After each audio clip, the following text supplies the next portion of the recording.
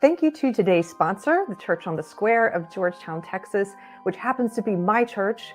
My church is no longer allowed to advertise on Facebook, which is unfortunate because that's how I and a lot of other church members originally found them. They've been told that they violate community standards. There's no details there of what that means, but you guys know the score. Anyway, since they're not allowed to advertise, I'm here to give them a plug. You can find them online at thechurchonthesquare.org. You can also find videos of all the sermons and some other kinds of content on their YouTube page at Church on the Square. You can also join us. If you happen to be in the Georgetown, Texas area, we meet every Sunday at Ken's Guitars, that's K-E-N-Z, Ken's Guitars, right on the Georgetown Square. We meet outside, right on the square. Sometimes, if the weather's nice, you might find us there. You might find us outside in front of Ken's. But if you're local, I hope to see you. Thank you. Hello, I tried something new. Oh no, I don't even have the microphone ready. Look at this. If you're here for the first time, apologies for the boomer moments. You were watching a live Kerfefe break on Deprogrammed with Keri Smith. And it's a little, we're having a bit of a Kerfefe kerfluffle today because it's freezing here in Texas. It's like 30 degrees, which would be fine indoors, except that our old house that we're renovating still doesn't have skirting or insulation. And so it is so cold down here. Before I bring on my guest host today, actually, I should do this with him. I want to you guys, without further ado, if you're a regular here, you know who the guest host is today. Please welcome Mikey Harlow. Hello, Mike. My love. I love you've got your colorful background again. Yes. Well, because Liz and Tina made me this beautiful hat to match it. So I feel like now I need to bring it back. Because I love it. Look at that. You could wear that and blend in, and we couldn't see you. It would be like an animal. I know. That's why I didn't. I can't believe though you're freezing too. I feel so bad. You look so cold. Oh well, it gave me a good excuse. I have a little space heater here, and it gave me a good excuse to wear almost every knit item that any deprogrammed person has sent. There's so many beautiful ones. Keri moved to Siberia. Yeah. No, try Texas. Try Texas when it's freezing. Look. You know what's funny? My room here is freezing too. So I have this little like extra room that I use as my studio. And it used to be like killer hot. There's no thermostat in my apartment, by the way. It just kind of is what it is. So I complained that it was too hot in here because every stream I was on, I would be like dripping sweat. And so they turned the heat off in this room. So now we're both freezing. Yeah, you got to get some of these. Yes. I'll just do a quick thank you. Yeah, Amy, Two Sisters in VR, give it up for the mods today. Two Sisters is holding it down. She did this Dolly Parton square on the quilt behind me, and the green hat I couldn't wear today. I could only fit one hat on. This hat was made by Heather296. Thank you, Heather. I'll just quickly, let me just thank a couple people. This sort of white one, there's two of these, and one smaller. This was made by Wise Owl Knits. Look at that. Look how beautiful that is. If I get some of the names wrong, let me know. This other white one, this one's called a hitchhiker scarf. This was made with alpaca yarn. This one's by Marie Buskey at Skeins. And oh yeah, this green one, look at that. This is Yolanda Sheehan, and this pink multicolored. This is like your background, actually. Hey! Tax Terra made this, and then this one. Actually, somebody can help me out. This one is called the Dolly scarf. I absolutely love it. It's pink, and I can't remember who made this one because I don't have access to my old email. And that's where I had the name. And I love the Dolly scarf. If you made it, will you please let me know so I can thank you properly? But yeah, it's a lot of things. You look like the cutest little vagabond. This is called this is a homeless chic. This is when you're homeless, but you have talented friends who knit you things. Anyway, thank you guys. Today's stream, Poetry Painter says today's stream is sponsored by yarn. Yeah. Look, I will tell you something. Put your hat on. My No? hair, I need to like, my hair won't be situated properly. No worries. I won't guilt you. I have to say though, you guys who are amazing knitters, you probably already know this. But I just learned this the past few years by receiving beautiful gifts from people, is that there's nothing like the yarn to keep you warm. Like this wool, you put this on, I can't even tell how cold it is in here. It's amazing. So I appreciate it. This hat is the warmest one, especially like it's so horribly freezing here. Hopefully this is my last winter in New York.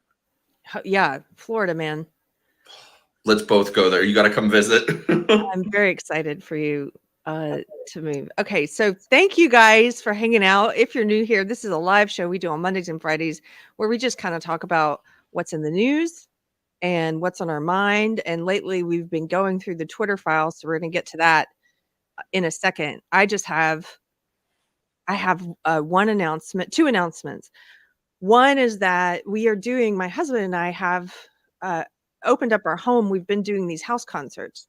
And so the first one was in December. It was amazing. Some of the people in the chat were there. The second one, I'm sorry if you haven't gotten the email. We realized that the email didn't go out to everyone like it was supposed to. So here's what's happening. February 11th and 12th, we're doing another house concert. We already sold out of tickets for February 11th. So we've added a matinee on the 12th on Sunday, 1 to 4. 1 to 5, I think, at our house. And if you would like to come, we live near the Georgetown, Texas area. Just, I see you, Poetry Painter. I'm going to get you the link right after this. So we just put the tickets on sale for the 12th. And unfortunately, I'm sorry if you didn't get the email about the 11th. It's already sold out. We didn't realize it didn't go out to everyone like it was supposed to. But you're welcome to come. Just email me at deprogrammedpod@gmail.com. And if I recognize you and I know you're not a crazy person, we'll give you the link. We don't post the link publicly because, it's our house. So anyway. I want to come. I want you to come. You should commute all the way to Texas. Oh, I would love to. I can't believe it's that cold there now, though. Like, what's the point of going to Texas if it's cold? Texas but it's so changeable. And so last time this happened, about around Christmas time, it happened and our pipes froze. It was terrible. My Tiger's water dish, solid ice. That's how cold it was in the house. It was below freezing in the house. And because, again, we don't have the insulation and stuff yet. That's why. But eventually it won't be like this. Next year, it'll be fine. But here's what happens. Last time that happened, Mikey, it was like, 29 degrees or something. Very next day, when it broke, 70. Oh God. Like it goes like this. Just like, you're like, am I wearing all my knitwear? Okay. And then the next day you're like shorts. That sounds terrible. The other announcement is April 15th. I'm hosting the minds.com event in Austin at the Vulcan. It's going to be amazing. They have a lineup of speakers like Peter Boghossian, Jack Posobiec, Tim Cass, Ian Crossland, Luke Radowski. Am I saying his name right? It's a whole host of people, but they're also doing a different from the last one that they did in New York. They're going to have music and comedy as well. So if you get your tickets, it's some panels, some speakers, and then some based records actually is the name of the label that's sponsoring the entertainment. And they're going to have music and comedy. I know Jamie Kilstein's performing. So if you're in the Texas area, April 15th, I hope you can make it out and just say a prayer for me, because as you know, Mikey, I have fears about public speaking, but I'm getting better. Weird, because you're so good at it. Thank you. Maybe people can't tell, but I get really nervous, but I've gotten better because I keep practicing. I keep doing more of these events, and but hosting's a different beast. So say a prayer and I'll see you there. It's really fun though. I feel like hosting is a lot less pressure. I hosted the Myth Informed one. I feel like it's just more fun. I remember you Yeah, I remember I you was were doing freaking out that, about and that though. So yeah, but you were okay. great at it. Like, you hosting is, I actually think it's more pressure because you're trying to keep people. I mean, I admire people who can do it. Like you, I've seen Chrissy Mayer, comedian. Oh, come on, she did an amazing job. My thing is like, maybe I won't be funny enough to keep people entertained in the middle. So No way. we're gonna do some joke writing. All the jokes I'm gonna tell are gonna be dad jokes. So if you have a dad joke, you can submit it. You Anyway. got this. You're gonna crush it. Aw, thank you. Okay, that's all the announcements. What's up with you? Oh God. So I like torturing myself for some reason. So I've been reading the most amazing book of all time. Are you ready? Yeah, what? Brunette Ambition by Leah Michelle. I don't know What why. I'm sitting here this morning reading about like she has an entire chapter on her favorite snacks. what is it about? Nothing. Who It's about herself. It's this bitch talking about herself for like hundreds of pages. I found it. I found it at a thrift store for $1, and I was like, I have to get this. what? Why? I'm looking it up right now. It's Look, so good. I'm not gonna judge you because I have Oh, my judge own. me. I don't know. I don't think I would read this. Is it funny No, though? it's basically like you and Mystery Chris did your worst movies stream. That's This is true. like the literary equivalent of The Room. Okay. I love things that are so bad they're good. You know what I've been watching? What? I'm not prepared to go into all of this today, so maybe on a future Kerfefe break, but I've been the past few weeks or month, I've just been investigating, like reading and watching a lot about mass shootings. So, I'm into true crime and stuff, but for some reason the past few months I was reading about some mass shootings I already knew about, but I was refreshing my memory about some of the facts, and I was watching some videos about the Aurora, Colorado shooting at the movie theater, of course, the one in California in the 80s at the McDonald's. You know about the McDonald's massacre? That was a real thing. I thought that was just a figure of speech where people say, "Oh, he's going to shoot up a McDonald's." Oh, That's what people no. would say about me when I was a kid.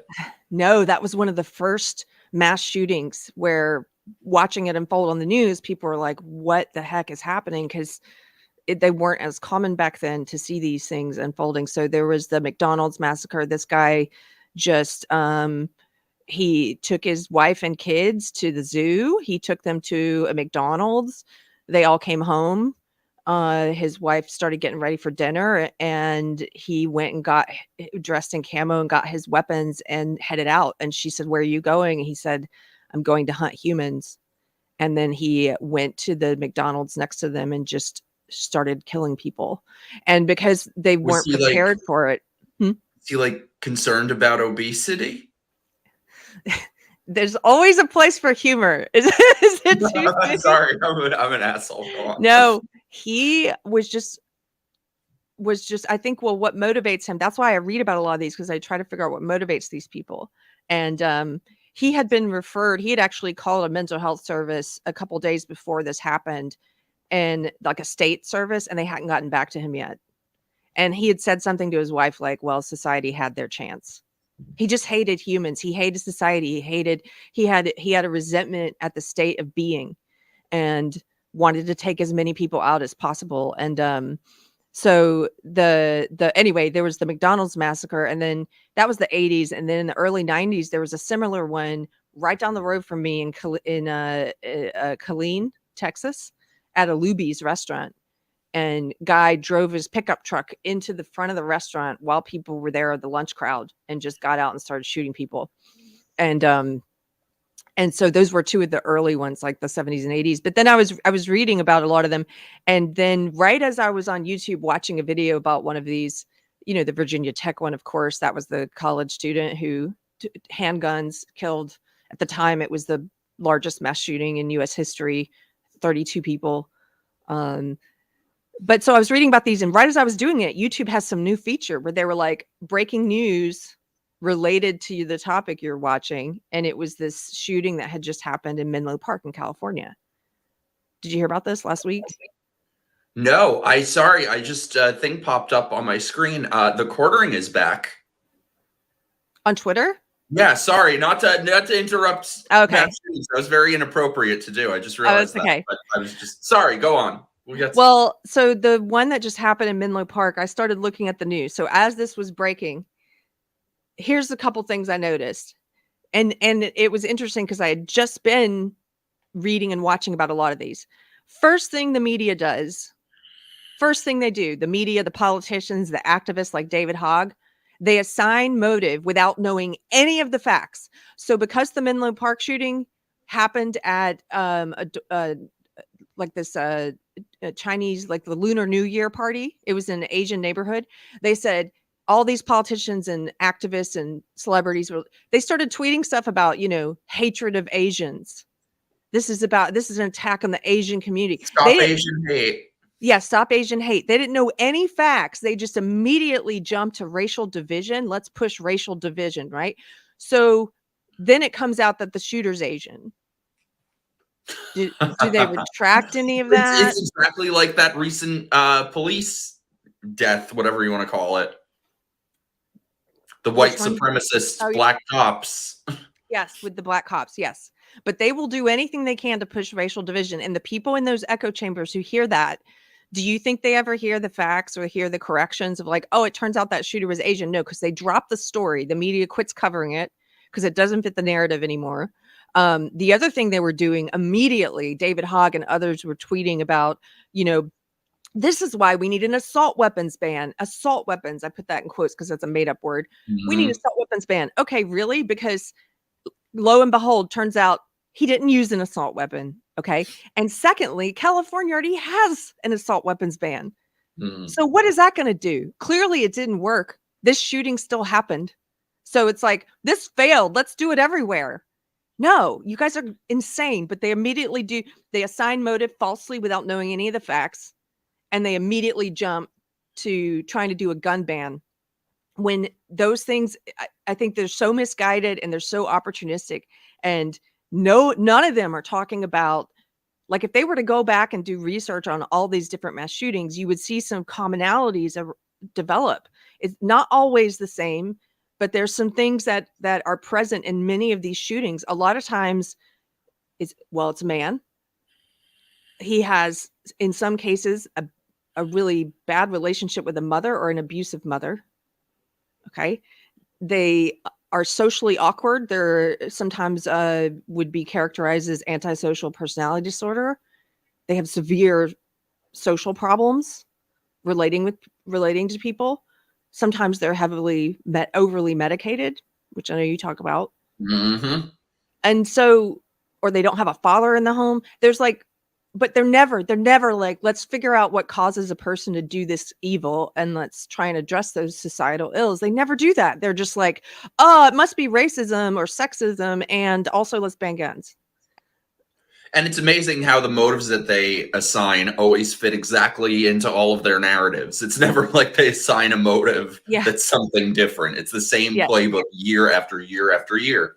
And it somehow still works. And it's exactly like, leftists who listen to the mainstream media and stuff to this day still think that Kyle Rittenhouse went out and slaughtered black people. Yes. They have no idea. They have no clue. It's exactly like you said. The media just drops the story the moment that it's inconvenient. Yeah, they won't cover it. They stop covering it once it doesn't fit their convenient narrative. So I just thought that was, I don't know. I thought that was interesting, sad, all the things. I would like to do a video maybe that's just dedicated to talking about mass shootings that has some of these facts and figures, like a pre-recorded video. I think that would be, I don't know where my head is at recently. So thank you for letting me talk about that. It was just on my mind. It was just on my mind seeing that stuff. So, oh, thank you. Keto Tracy here. Hello, lady. Keto and Crime has a Tracy. Tracy She's has the a best. true crime channel. If you guys want to check it out, thanks for the super chat of $5. We need to do another true crime night soon. Maybe we could do the mass shooting one. Oh yeah, together. Like talk about some of these issues. I will say this because I said they assign motive and before they know the facts. Sometimes sometimes there is a hatred of women involved. It's more of often, it's like a hatred of humanity, but sometimes it is specifically a hatred of women. So like the Luby shooter in Texas, he was yelling out like, this is what Bell County did to me. This is what the women of Bell County did to me. The women here are all vipers. The women. And he was targeting women specifically and calling them bitches and stuff as he was shooting them. He specifically was going after women. And you'll see that in like Richard Speck, who was a mass stabber. Okay. He stabbed 8 women in one night. And it was very target. You will see that sometimes, like that incel kind of. Elliot Rogers, another one, the one in California, who the incel killer, he was targeting women. It was a resentment at the world, but it was also combined with this specifically geared towards resenting women for not giving them the attention or sex that they felt entitled to.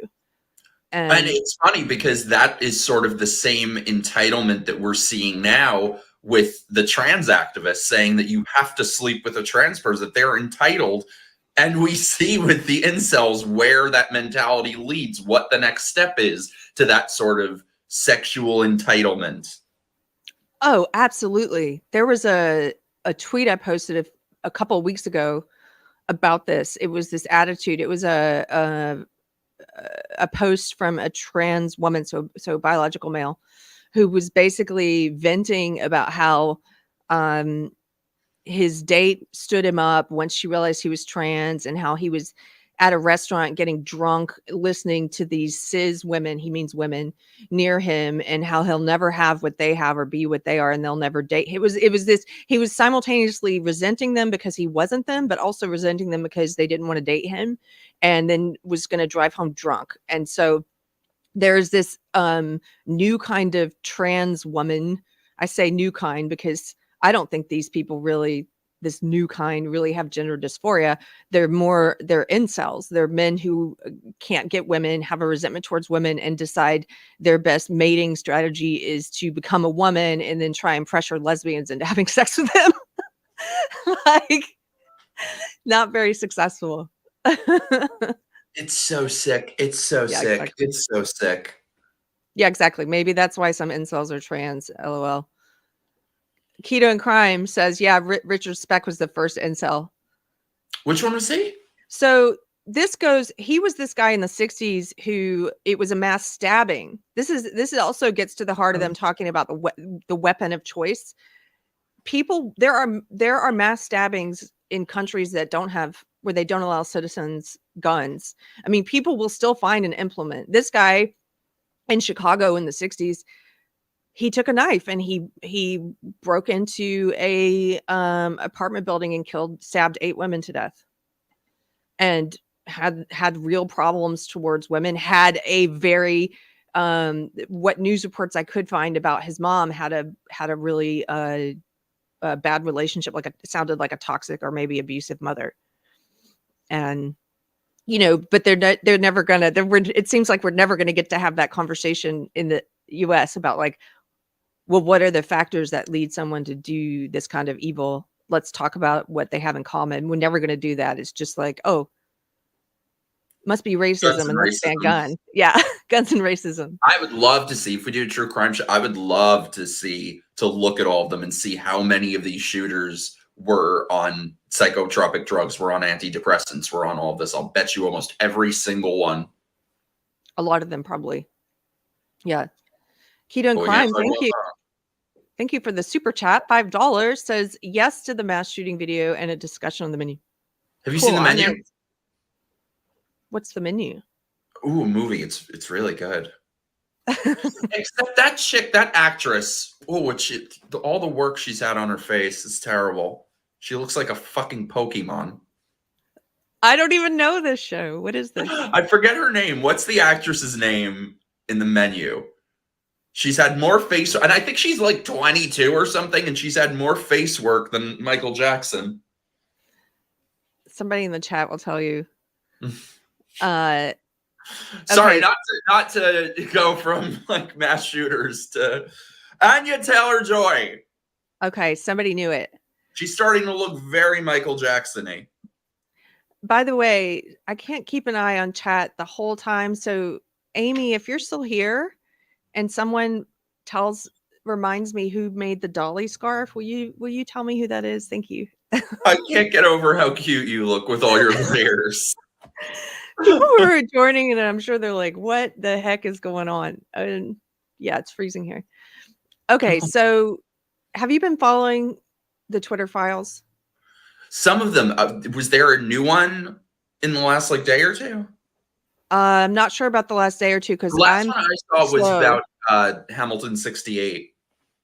Okay, so you're a little ahead. We're going in order on this channel, and we're doing it as we get to it. So we are today on Twitter Files part 11.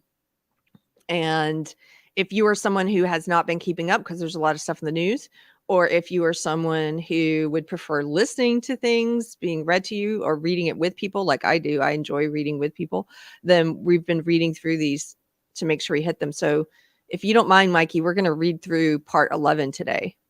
Yes. Okay. And I think, again, I say this at the beginning each of these, but I think this is important because it's one of the biggest stories of our generation. Like, this is massive. This is the government using big social to censor the American people. And it shouldn't matter if you're on the left or the right. This is horrifying what's been happening.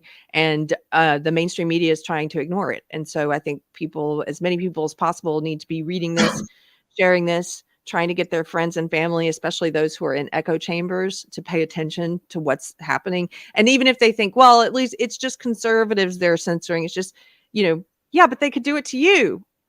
They could do it to you once the precedent is set. That's the point. So, okay, here we go. Go ahead. I mean, we all knew that this was happening. Now we have proof of it, but I'm hoping, I'm becoming a little cynical about this ever happening with any of the issues we're dealing with. But I hope that now that we have the information, that we know what was happening, there will be some sort of accountability.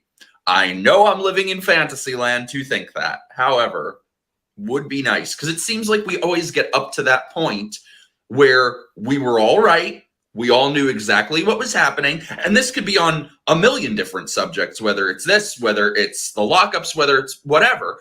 So it's like we realized we were all right. We know what was happening. We have proof of it now.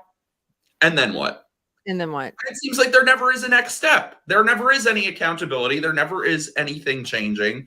So, and especially with Elon Musk, I'm not too happy with him right now. It seems like the new Twitter is looking a lot like the old Twitter right about now. Yeah. I did want to you're fine. I just wanted to assure anyone who's just tuning in. Tina says, okay, I have to know, do you need money for heat? I love the layers. No, don't feel sorry for me in that way. We're renovating this house slowly and we don't have skirting yet.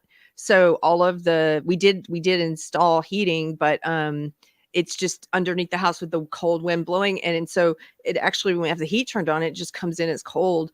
Plus there's no insulation or anything yet. So by next winter, we'll be good. But right now we're still working on it. My husband's putting weather stripping on one of the doors right now. Anyway, it's a lot of work, but if you want to support the show, I will not turn it away. Please feel free. If you like Deprogrammed, it helps me to focus more attention on doing episodes. And of course, my goal, look at Anthony. My husband says, yes, we need money or we sell Tiger. Those are our terms. He's always trying to sell Tiger. Don't listen to him. We go out and about, and if a stranger's like, oh, I love your dog. He's like, $2. I miss you, Anthony. No. But I did forget to mention at the beginning, if you like Deprogrammed, if you're a returning audience member, if you like it, it does help me. My goal, I should state this more clearly online. My goal is to eventually generate enough revenue with Deprogrammed that I can hire Mystery Chris full time and take him away from his day job. And so if you like the show and you want to support it, and we actually have plans this week. later this week, we're shooting our first comedy video, which I'm excited about, with Peter Feliciano, who's here in chat. Yes.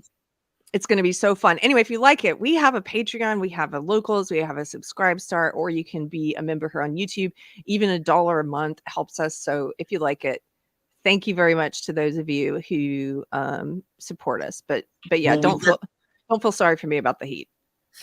Will we get a Mystery Chris face reveal if he goes full time?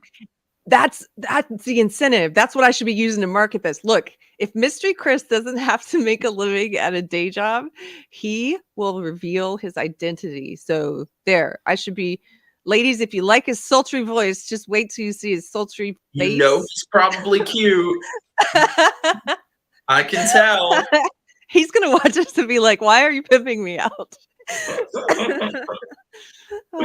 Okay. That's my goal for this year too, though, is to go full time with making content and making like 10 times more stuff than I've ever made before. So I'm working on a bunch of videos now.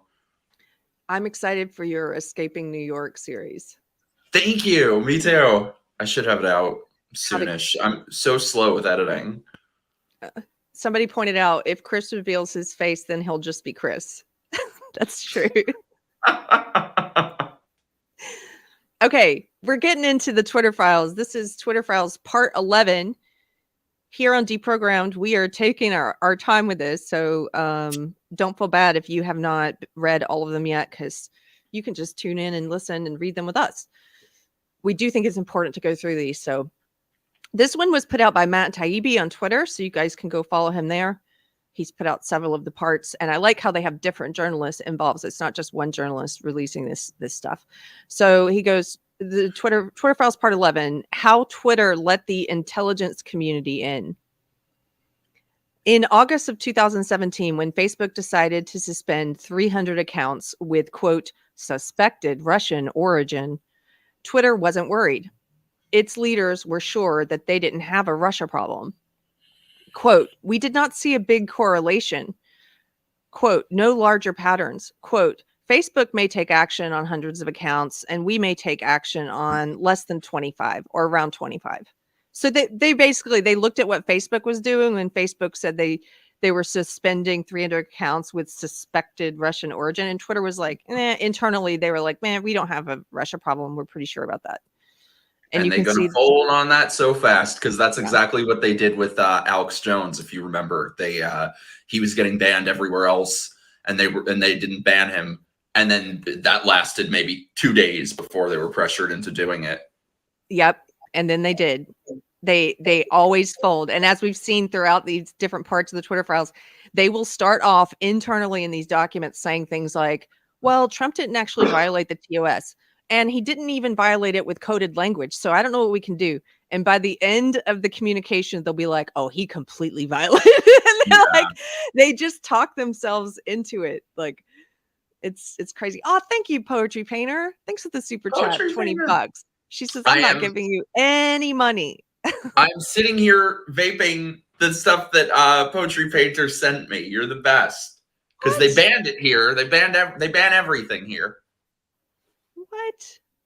What is that? She says, LOL, I don't want Anthony selling the dog. Anthony. Okay. Okay. Back to the Twitter files part 11. So they basically, this is Twitter saying they don't have a Russia problem like Facebook said they did. So then let's continue. Quote, all caps, keep the focus on Facebook, end quote. Twitter was so sure that they had no Russia problem. The executives agreed that the best PR strategy was to say nothing on record and quietly hurl reporters at Facebook. And so you can see here one of their internal communications. And it says, per discussion with blank, Policy Comms does not recommend issuing an on-the-record statement for the following reasons. One, we can be more candid pushing the book back to Facebook on background. And two, issuing a statement brings us closer to Facebook, their vulnerabilities on this issue, and the follow-up stories on Russia. We are working on reactive comm strategy. Our initial sense is nothing, or at most a sentence on the record. So we keep the focus on Facebook. Primary work will be off the record and I can't see that word, something on the ground, working as fast as we can given the short notice, but we'll try to share material ASAP. Twitter, quote, here's another quote from their internal communications. Twitter is not the focus of inquiry into Russian election meddling right now. The spotlight is on Facebook, wrote Public Policy VP Colin Crowell. And so you can see this email here. There's something so menacing about these tweets. It's like the foreshadowing. It's like the beginning of the movie where they're like, Santa Claus isn't real. And then he is. So I guarantee you all this is going to turn around real fast. You're exactly right. They need to do a movie about the Twitter files, man. Then more people would pay attention.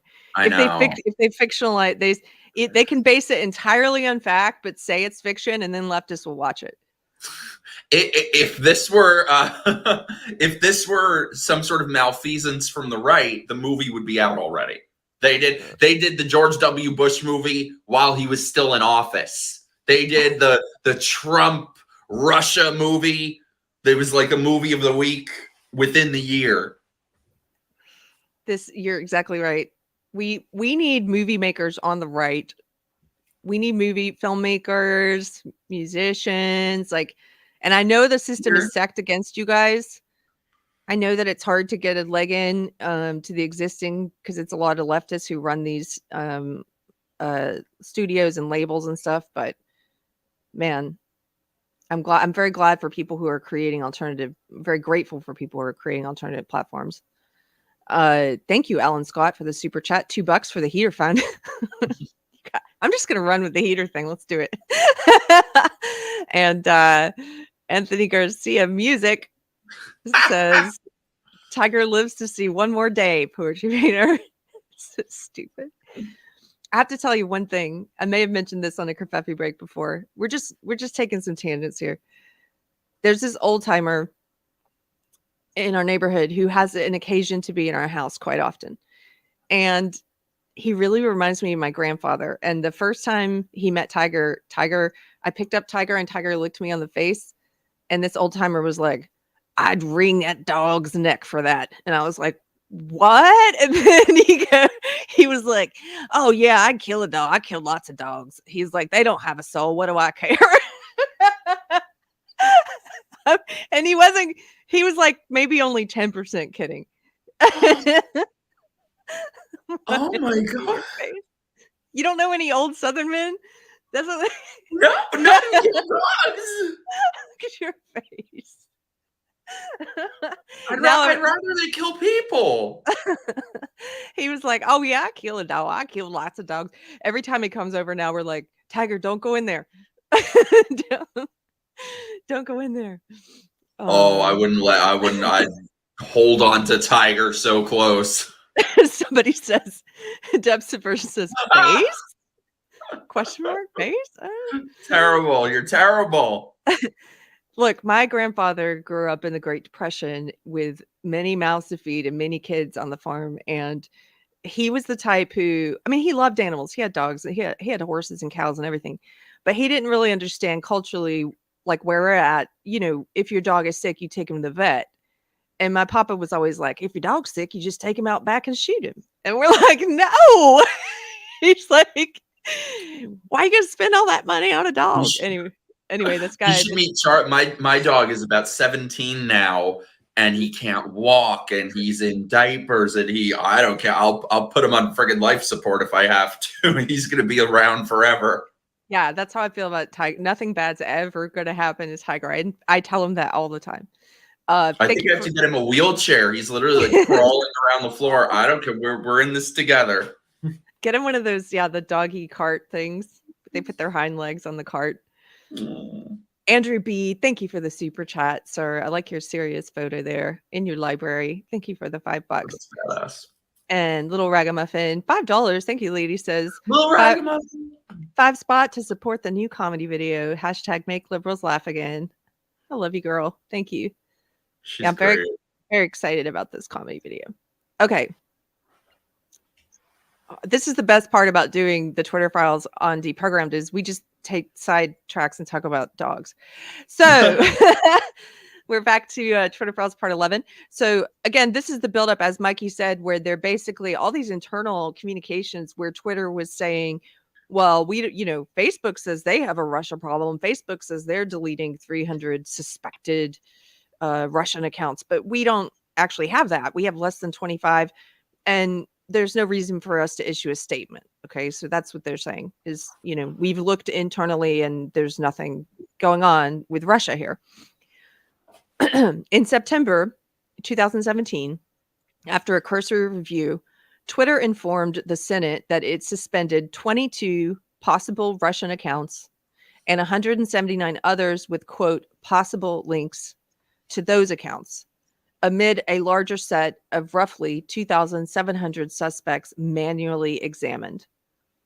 Receiving these meager results, a furious Senator Mark Warner of Virginia, ranking Democrat on the Intelligence Committee, held an immediate press conference to denounce Twitter's report as, quote, frankly inadequate on every level. Never enough. Never enough. So here's a headline: Twitter briefing to U.S. congressional investigators disappointing, says Senator Mark Warner. What's wrong with his face? Ugh. Looks like he's killed a dog. It looks like, I don't know. it looks like a burn victim. Senator blasts Twitter. Presentation on Russia influence was inadequate on every level. Okay, so he's upset that they only found 22 possible Russian accounts. And by the way, this is why Democrats are better than us in every single way, unfortunately. Because what do you mean? Because if those were Republicans, they would say, oh, thank you so much. Thank you. Democrats, it's never enough. They will demand, they're just tougher in every single way. It sucks. Yeah. Republicans would never even get them to do that anyway, if it were something Republicans wanted. I don't mean that we would ever want this, obviously, but just with anything. They would never pressure anyone into anything. And then they would never, if they did like some little thing like that, it would be like, oh, thank you so much. I would settle for that. With Democrats, it's never enough. Bending people to their will is never enough. That will get you to bend further and further and further. Well, because they behave like sociopaths. I mean, they always double down. I feel like we need a little sociopathy. I don't know. That's a whole philosophical conversation. I'm like, I talked to the guy from Base Records, and he made me rethink a few things, because he was basically saying kind of what you're saying in a different way, though. But he was saying that that is something to the effect of, conservatives are often too afraid with being hypocrites. And I'm like, I don't know, though. Because he said there were some conservatives who did not like it when Elon was banning the journalists who were doxing his plane, his jet. And that the leftists, they don't care. They ban and censor everyone. And so when we get the reins of power somewhere, we don't need to be as concerned with that. And I was like, I don't know. It's a long conversation. I think. I disagree in that instance, that I feel like, there have to be like actual terms. Doxing is a real one. I think it should be. I agree. I have no problem with that. That's why I didn't see a problem banning those guys either, because they doxed the location of his jet. Yeah, no, I think it should be like one page. They should be very specific, very clear to understand of the actual terms of service, things like, impersonation, stalking, stuff like that. But no, what I was saying though is I just think, unfortunately, I think the left is just tougher than the right in every conceivable way. And it's why Democrats always get their way. I hear you. We're going to continue with the Twitter Files Part 11. #irony, mused Kroll the day after Warner's presser, after receiving an e-circular from Warner's re-election campaign asking for, quote, $5 or whatever you can spare. LOL, replied General Counsel Sean Edgett. Keep producing material, in all caps. After meeting with congressional leaders, Crowell wrote, Warner has political incentive to keep this issue at the top of the news and maintain pressure on us and the rest of the industry to keep producing material for them. So they're viewing this whole material producing material. Basically, if you're confused, this is Twitter saying that Senator Warner, the ranking Democrat on the Senate Intelligence Committee, is pressuring Twitter to produce material, meaning to come up with and produce some suspected Russian accounts that they can ban. To come up with this narrative. And this is why that whole line of bullshit that we heard for so many years about they're a private company, they can do what they want, is a crock of shit. Because we see here the so-called private company is colluding with the government. There is no more, oh, it's a private company. The most neglected story of the last decade that people haven't been paying attention to is this sort of merger between big government and big corporation. And you see that it just keeps going further with that, from this to all the COVID stuff, like one industry after the other. There is no more, oh, it's a private company. Yeah. This whole thing from start to finish, this is why it's so important for people in the echo chamber to actually read the Twitter files themselves, because it's not about left or right. It's about the government being involved with big tech and big social, these corporations, to censor Americans at the behest of the government, at the behest of unelected officials, quite frankly. Like this guy was elected, Senator Warner, but in the previous Twitter files that we've read, it's all these 3-letter agencies, the FBI and the CIA and all these others that are getting involved with Twitter, having weekly meetings with Twitter and telling them who to ban.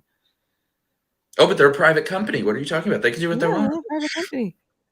Laura Higgins says Warner, wanted it for raising campaign money. Yeah, of course he did. He gets to go in there and beat his chest and be like, oh, look, there's a lot of Russians and Twitter, we got to root them out. Give me $5. It's so funny, by the way, that the same people who say it's racist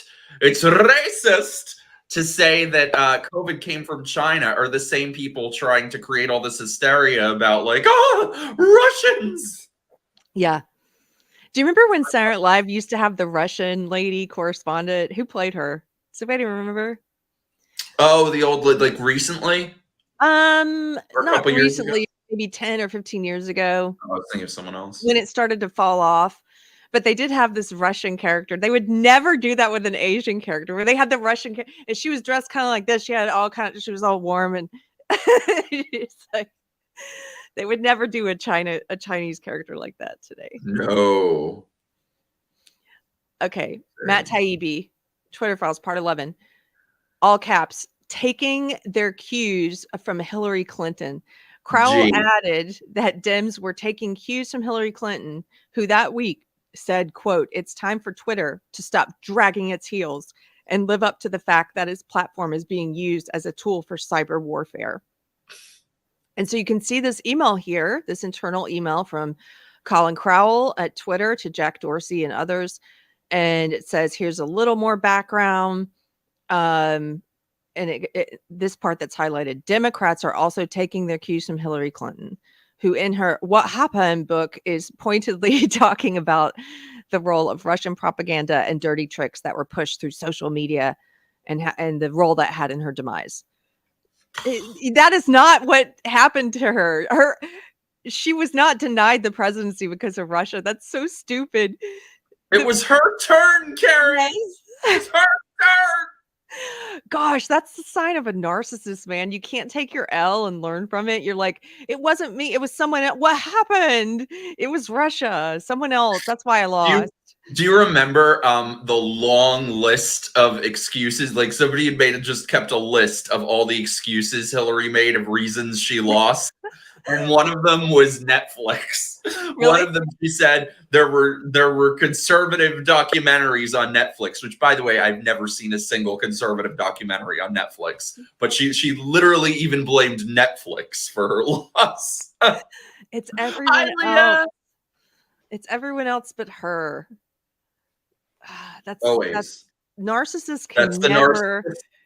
That's the narcissist national anthem. Yes, it's always someone else. They can never learn. They can never make mistakes. They've never ever lost anything. There's always something. It's somebody else's to blame. It's like completely just such an inflated ego. Okay. By the way, parentheses, can I say, when I was a liberal, one of God, when I was really young, one of the first political things I ever read was Matt Taibbi's book. He was like one of my favorite people when I was on the left. So it's very nice to see that he ended up becoming so based.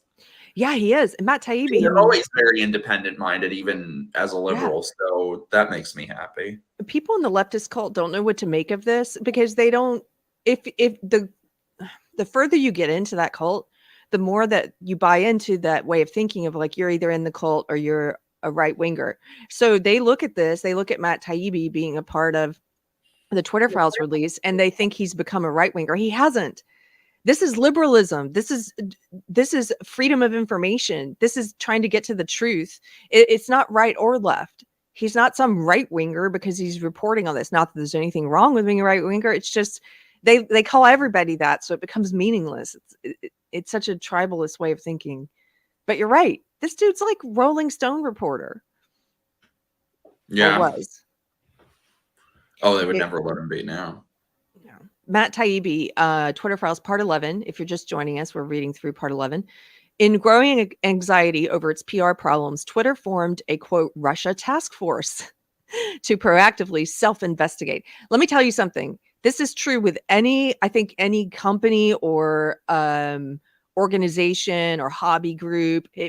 If you create this kind of bureaucracy and you give it a name like this, Russia task force, and you pay people, their salary is dependent on finding some kind of nefarious tie to whatever's in the title of their task force, they'll find it and they'll find it and they'll find it. This is why diversity, inclusion, and equity departments at colleges, you are paying people, putting them on the payroll. Their salary is dependent on there being a systemic racism problem at your college. There will always be a systemic racism problem at your college, because why would they stop finding it? The entire COVID industry. Yeah, the whole COVID. Yeah. Okay, so they formed a Russia task force. I'll say one other quick aside. If you, I've said this before, I think I don't really care much for politics. I don't think it's that important. I care more about culture, except for on the small scale, like your city councils and your school boards and stuff. I think that's very important. That's vital. And one of the tactics that the leftists have, I've seen this in my small town. I'm in some of the groups where they plan this stuff. They are trying to, one of the ways they infiltrate the city councils is they first go in and they do it in stages, because they know that it would be hard to just go in and say, we need to create these paid positions, a diversity, equity, and inclusion committee in our town. First, they do the first small step is they say, we need to hire one, like a diversity, inclusion, and equity trainer to come in and evaluate our town and our city council. They bring that person in first. That person gets paid to then say, yes, you have a problem with diversity, inclusion, and equity, and I recommend that you create a committee. And that's how they do it. Don't let them bring those freaking trainers in. If you're on the city council and you're listening to this, like your money is better spent. You could spend that money on someone to come in and read chicken bones. Like, like you don't need some. I mean, that's essentially what they're doing. They're a witch doctor. They're a woke witch doctor, and they're gonna come in. Yes, you do have a woke problem. Now let's create a committee. Anyway, that's sorry, so Mikey. That's no, it's true. Okay, Twitter Files Part 11. In growing anxiety over its PR problems, Twitter formed a Russia task force to proactively self-investigate. Look at this email. It's internal from Twitter to the Russia task group team. Thanks for being drafted into the Russia task force. For the next month, this team will be focused on conducting a more fulsome retro of the 2016 election, preparing for open congressional hearings at the end of the month, telling Twitter's story publicly, including robust outreach to outside researchers, reporters, and members of Congress, and evaluating whether policy changes are needed. So they set up this Russia task force. The Russia task force started mainly with data shared from counterparts at Facebook, centered around accounts supposedly tied to Russia's Internet Research Agency, IRA. But the search for Russian perfidy was a dud. And so you have this report here, internal report from October 11th, 2017. They say, we have initial lists of suspicious advertising content, a lot of benign content, need to further investigate before we can draw a conclusion. And they say they found tweets, produced a list of tweets, found 8,000 around election content and a further 700 accounts with a potential list of accounts with Russian leaks. Deeper analysis is required. Okay. Which, by the way, every single analysis, honest analysis that's been done of, those like ridiculous ads that people in Russia took out that they claim, the number one subject of them was Black Lives Matter. There were nonpartisan. They were all over the political map. And also the idea that a couple memes on Facebook is going to change anyone's mind is insane. They always forget that. Thank you for bringing that up. If you go back and look at, there were a few even mainstream news places that did report on it at the time, but of course it got buried and there wasn't a lot of attention paid to it.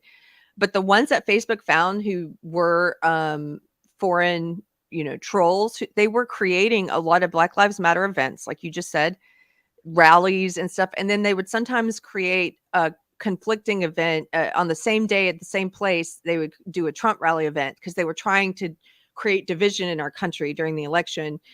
Michael Moore was one of the biggest, most influential people who retweeted one of these troll events, a BLM event, retweeted it and went to it and whatever.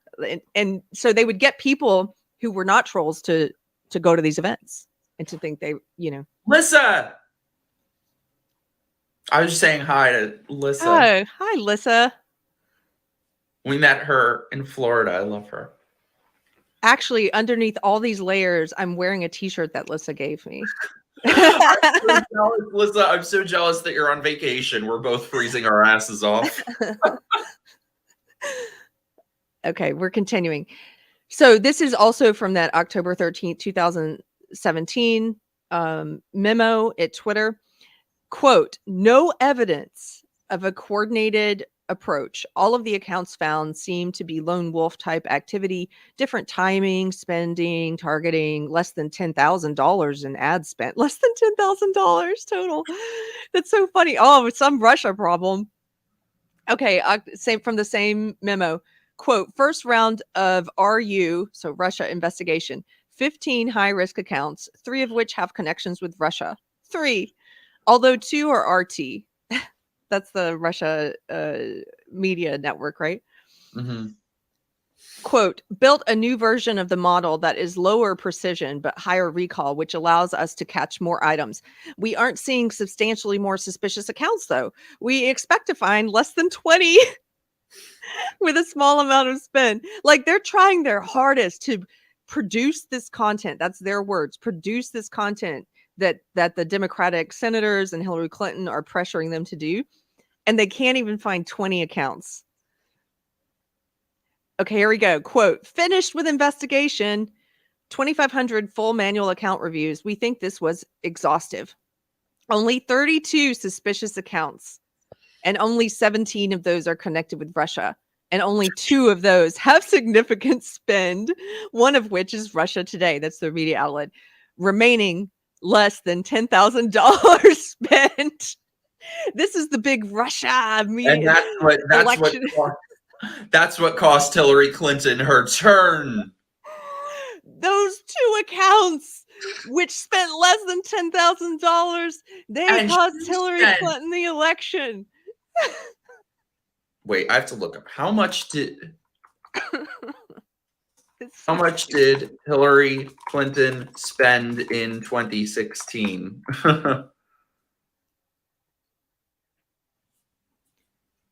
I want them to create. So they had, what did they call this? The Russia task force. $1.4 billion she spent.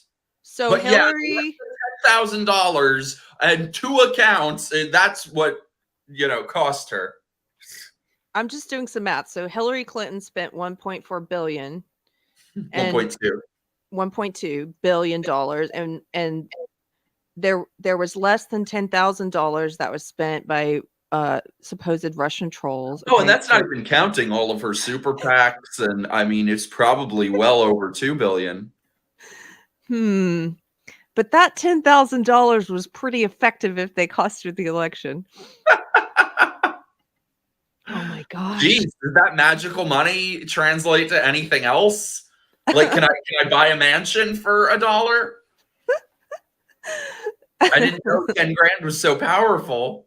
Well, when it comes from Russia. God, I get me like, I'll take like $5 from Russia. I can buy an island.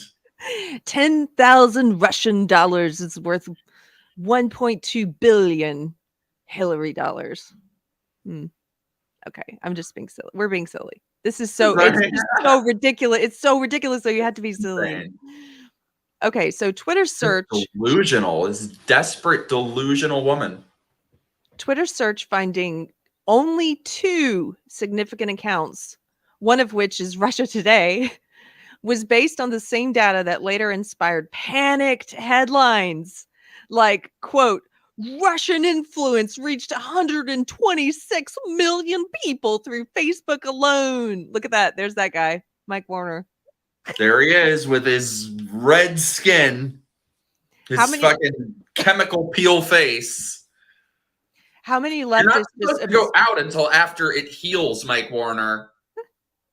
You can't even do a chemical peel, right? Sorry, I keep interrupting you. No. Oh, yeah. I'm saying something very important about his botched chemical peel. I was gonna. It ain't helping. Okay. You know when you're at the intersection of 2 cars and you're like, no, you go. No, you go. Okay, I'm no, you go. Okay. Chemical peel face. Here we go. Russian influence reached 126 million. I'm just remembering when all this stuff came out, and the thing is, it's so ubiquitous. They put it in. There's so many headlines. There's so many people sharing it, and if you're in that echo chamber, you're pretty much doomed because you're not hearing any different, and you're not skeptical of the media. If you're in that echo chamber, you're not skeptical of the government working behind your back and colluding with big tech to try and create a narrative out of nothing. And so they share this stuff. They're completely credulous. They just share it and they're like, this must be the truth. And if you ask any person in that echo chamber today, was there Russian collusion? Was there big Russian influence in the election? They'll tell you, and they'll think it in their heart. They're not lying. They think it's true. They think there was a huge influence. Well, we come full circle to what we were talking about earlier with Kyle Rittenhouse, with the shooters, that they will just drop the story as soon as it's disproven. And all these people will just go on blissfully ignorant, continuing to think that their ridiculous narratives are truthful. Yeah. And they ain't. And they're not. The failure of the Russia task force at Twitter to produce, quote, material worsened the company's PR crisis. In the weeks after Warner's press conference. Yeah. In the weeks after Warner's press conference, a torrent of stories sourced to the Intel committee poured into the news. An example being Politico's October 13th, quote, Twitter deleted data potentially crucial to Russia probes. So the media, the politicians and the media started putting the hammer down on Twitter because they didn't produce the material that they wanted to support this fake narrative of Russian influence. And their boss, Mike Warner, was none too pleased. Yeah. Quote, were Twitter a contractor for the FSB, they could not have built a more effective disinformation platform, John Hopkins professor and Intelligence Committee expert Thomas Rid told Politico. Professor. These people should all be facing some kind of trial. Mm-hmm. Like, I mean, there should be consequences. Nuremberg 2.0. That's what I want. As Congress threatened costly legislation and Twitter began being subject to more bad press fueled by the committees, the company changed its tune about the smallness of its Russia problem. Quote, hi, guys. Hey. Just passing along for awareness, the write-up here from the Washington Post today on potential legislation or new FEC regulations that may affect our political advertising, wrote Colin Crowell. We knew that would happen. In Washington, weeks after the first briefing, Twitter leaders were told by Senate staff that, quote, Senator Warner feels like the tech industry was in denial for months. Added an intelligence staffer, quote, big interest in Politico article about deleted accounts. Senator Warner ain't feeling shit with that peel on his face. Here comes the political pressure. So then Twitter, quote, pledged to work with them on their desire to legislate. And there it is. But they're Yeah. a private company. They can do what they want. They're private. It's not like it's the government. Looking to use it to legislate. Mhm. Private company. It's not like it's the government censoring and pushing fake narratives and fake news and disinformation. It's the government, but through big social. Quote, knowing that our ads policy and product changes are an effort to anticipate congressional oversight, I wanted to share some relevant highlights of the legislation that Senators Warner, Klobuchar, and McCain will be introducing, wrote Policy Director Carlos Monier soon after. Three beauties there.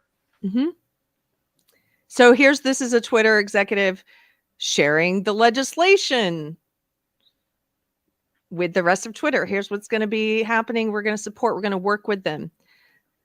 All caps. The committees appear to have leaked. Okay. Jay.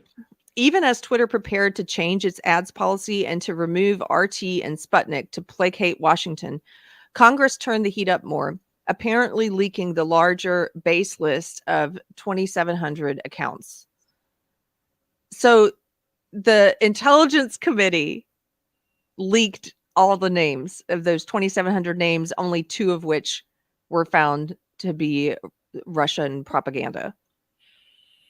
Reporters from all over started to call Twitter about Russia links. BuzzFeed, working with the University of Sheffield, claimed to find a, quote, new network on Twitter that had, quote, close connections to Russian-linked bot accounts. They're talking about these 2,700 names who were investigated, 2 of whom were found to be Russian propaganda, one of which was RT. Quote, it will only embolden them, all caps. Twitter internally did not want to endorse the BuzzFeed Sheffield findings. Of course not, because they're false. So they said, this is Joel Roth.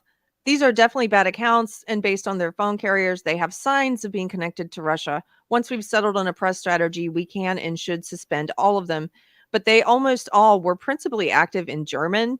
And for a while before that, some were active in English around Brexit, rather than related to the US election.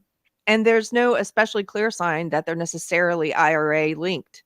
I think that we need to get at their questions by emphasizing the limited scope of the less than 2,700 accounts we specifically identified to Congress in the context of IRA accounts involved in the U.S. election. We also, so he means out of these 2,700, there were only 2. We also reported to Congress on thousands more Russia-linked accounts, which we couldn't deterministically say were IRA-linked, and therefore, in the interest of protecting the privacy of users until we're very confident, we didn't disclose all the handles we found as part of our review. I'd prefer not to ask the reporters at BuzzFeed for their methodology. It will only embolden them, and it indirectly undermines the credibility and priority of our own approach. Furthermore, they will chart the correspondence in their follow-ups, e.g. Twitter asked for our methodology, which resulted in more suspensions. This calls into question the effectiveness of their own tools. So they knew that they were being played by BuzzFeed. Did I interrupt you, Mikey? What were you going to say? Oh, no, sorry, go on. It's unbelievable. Sorry. Senate Intel Committee is asking, possible to whip something together? And that should be the headline of this whole thing. The Senate committee asks, is it possible to whip something together? Yeah. That is the sort of the thesis of this whole thing. That should be the headline. When the BuzzFeed piece came out, the Senate asked for a, quote, write-up of what happened. Twitter was soon apologizing for the same accounts that they had initially told the Senate were not a problem. Look at this in all caps. Reporters now know this is a model that works. That's a direct quote. This cycle threatened legislation wedded to scare headlines pushed by congressional intel sources, followed by Twitter caving to moderation asks, would later be formalized in partnerships with federal law enforcement. And I remember, Keri, I remember years ago, that's something that the both of us were saying, is that with this Russia hysteria, they have created an entire model, an entire prototype for all the things they're going to do with this in the future. Yep. And it worked. And it worked. How many millions upon millions of people did they get to believe this? People who still believe it. Yeah, it's insane. Who believe it as gospel truth. It's just another example of the left's zombie lies. These things that never go away. Mm-hmm. It's like religious faith that you have to believe. It is like Russia, and it's religious faith. There's a lot of them that have lines. Laura said that in the chat. They have the similar things happen with the COVID disinformation that they push to support all of their draconian government like measures to supposedly contain COVID. They pushed a lot of they pushed a lot of disinformation and things that people to this day still believe. Twitter soon settled on its future posture. In public, it removed content, quote, at our sole discretion. Privately, they would, quote, offboard anything identified by the U.S. intelligence community as a state-sponsored entity conducting cyber operations. So in public, they said that they remove things at their sole discretion, but privately, they just let the government come right on in and determine who or what they were going to censor. Because, I mean, they're basically acting as one now. There is no separately. Yeah. Twitter let the USIC into its moderation process. It would not leave. Wrote Crowell in an email to the company's leaders, quote, "We will not be reverting to the status quo." Yeah. Gee. No, because that's the thing, whether it's the government, whether it's leftist corporations, once they institute these things, they never get rid of them. Whether that's the Patriot Act, whether it's censorship online, whether it's all the COVID shit, this stuff never goes away. They are just creating new models and newer models to control. Yeah. And as we've seen, they use the same model with the COVID stuff. Mm-hmm. Okay, so that's the end of part 11. If you're joining us for the Twitter files, we're reading through them slowly. This was part 11. If you have any friends who are in that echo chamber who don't like to read things outside of the echo chamber, or who maybe they're open-minded, they're in the world that they're in has been whittled down so much that they would not come into contact with this, feel free to share some of these videos with them. You can tell them there's a gay in this video. So not the right kind. They don't give a shit. Gay is at like the very bottom of the now, ironically enough, of the oppression hierarchy. Hey, there's a gay and a woman, and they're talking about the Twitter files, and they're like, "What's a woman?" They're like, "Oh."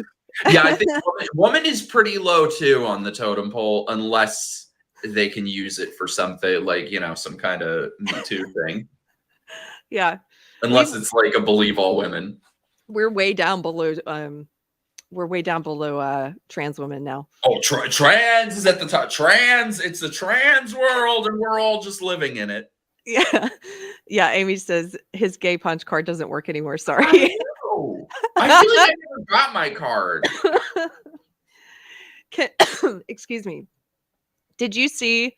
So if you guys don't know, Mike Harlow does some very funny impressions of some of the gender cult folks, like the influencers that are pushing the trans ideology, the gender ideology part of social justice. And not all trans people push this stuff. They don't. In fact, if you're new here, I encourage you to look through some of my old videos.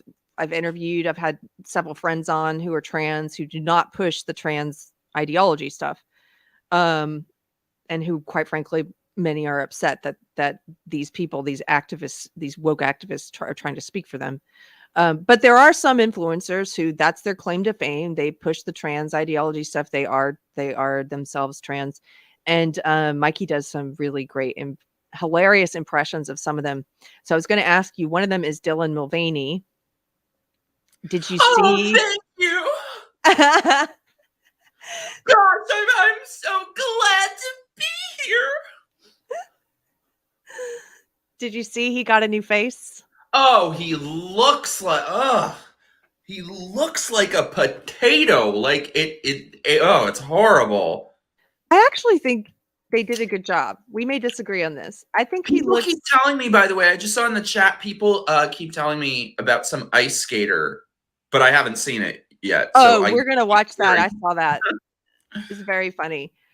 Yeah, I'm working on doing like more elaborate kind of videos like that. So I did one. I don't know if you guys saw. I did one that there was this sort of what would you call it, protest or something, where there were these shirtless people screaming, and so I did like a recreation where I played, I think, 4 different people in it. So yeah, I'm working on doing more like that. I'm doing one. Jeffrey Marsh and Dylan Mulvaney did an interview together, so I think I'm gonna do one like that where I play both of them. It sounds very narcissistic, by the way. I'm like, yeah, I'm redoing these videos, but they're all me. Well, yeah, but they're very narcissistic. It's like that's what the videos are. It's just them, me. It's their face right up on the camera. Okay, I've got 2 things pulled up. You tell me what you want to see. Do you want to see the ice skater thing, or do you want to see Dylan Mulvaney's new face? Both. Okay. Well, let's start with Dylan Mulvaney's new face. I disagree with you. I think that the plastic surgeon did a great job, but what's scary to me is that you can just like go into a doctor's office now and say, "Give me the Audrey Hepburn," and I mean, look at this. Oh no! Did he have his buccal fat removed? What's buccal fat? So, look up that chick from the menu got it, and Leah Michelle. Have you guys seen friggin' Leah Michelle's face? So it's this trend now where all these young women are getting the fat pad removed on their face. So it gives them their faces all like, they look like that. And it's like, are these people considering what the hell they're going to look like in 10 years? It's going to be a travesty. Wait, so women are getting it? They're getting their cheeks? Let me see if I can find a picture. It's the most horrific thing ever. Here's the thing about it is this is, I think, extremely there's a degree of narcissism here, because he's marketing it as like, the face reveal, and he's done all these different video shoots, and one of the funniest things I've seen in the comments is people saying, now you are, here it is, look at this comment, your most authentic self. Authentic self? How many millions of dollars or hundreds of thousands of dollars did this cost? And it's fake. It's not authentic. What are you talking about? This is your most authentic self. That's exactly the opposite of what it is. I mean, I just have a problem when people misuse words. That's all. But I do think, unlike you, we disagree on this. I think that they did a great job. They made him look very feminine. I just don't like all the celebratory stuff around it, I guess, like the, congratulations, you're now your most authentic self now that you've Kieran's here. spent all this money on plastic surgery. I wonder if he had his chin shaved down to be more feminine. Yeah, probably. He definitely got a nose job and his eyebrows done. Probably filler in his cheeks too. Yeah, I'm sure. You guys got to look up that actress from the menu and Leah Michelle buckle fat. It's the most horrific thing. And it's this trend now where it's apparently, I was reading that it's like one of the most viewed things on TikTok. So all of these young girls are getting this surgery where they literally just remove the fat pads from your face, which go all the way to your brain, just removing them. And they look ridiculous. Like this part? Yeah. And the thing is, when you get older, your face hollows out. Like if you look at somebody who's very, very old, especially women, They look very sunken in their cheeks. So, oh my God, they're going to look, and then they're going to need more and more and more surgeries. It's horrible. I can't believe it's like the most horrible trend.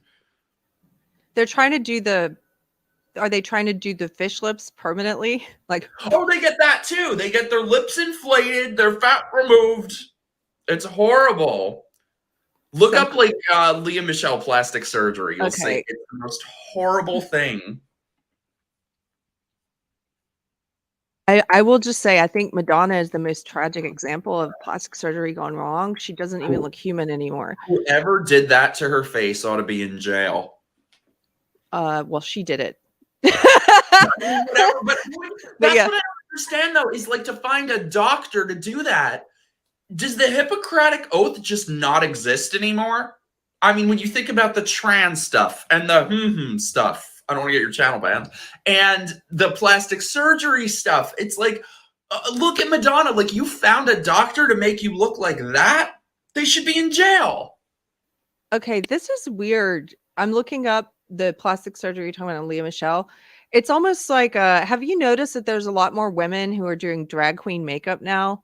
Like over the top. Okay, so it's almost like this kind of plastic surgery is women trying to imitate men trying to imitate women. Do you know what I mean? Like, yeah, like she's like, give me the man trying to look like a woman. Oh, that's so sick. I hadn't thought of it like that. That's so sick, though. It is. It's a drag. Give me the man trying to impersonate a woman. Oh, that's she weird. Like a fucking Joker. That's really weird. Okay, I'll take that off. I'm gonna show you this because Madonna's the worst.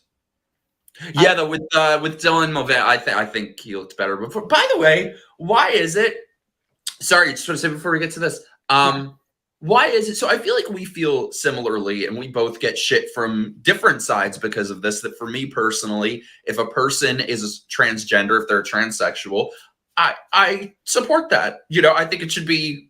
It's a rare thing, but somebody like Sarah Higdon, for example, to me, she's just my friend Sarah. I view her as a woman. And I understand that there's a difference, but to me, it's sort of the same way that, like, if someone dyes their hair, I view them as their hair color. I don't care that that's not what the color they were born with. That's just my personal view. So to me, like somebody like Sarah, for example, it just comes naturally to call her she. So why is it that with this Dylan person, even now after having surgery and stuff, I cannot bring myself to call him she? I do not see anything resembling she. Is it just because the inauthenticity is palpable?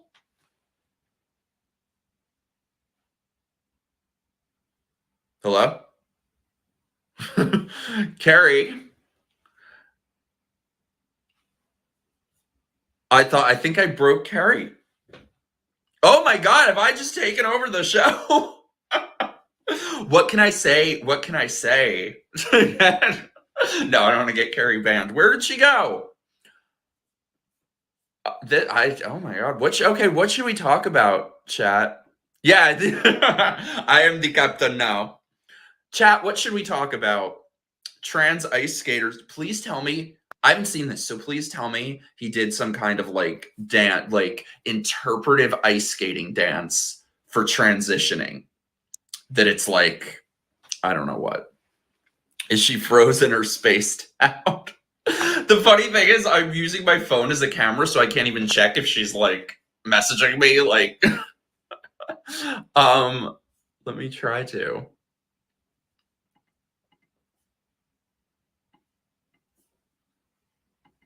Oh my God, this is very nerve-wracking.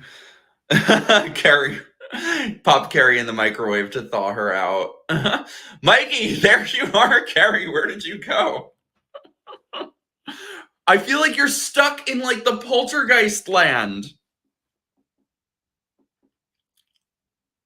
Can you wing it until I get back? Oh my God. Okay, I will wing it. Well, we apparently were going to talk about a trans ice skater, but I can't. I don't know how to put it on the screen. Your internet went out. Use your phone. Use your phone.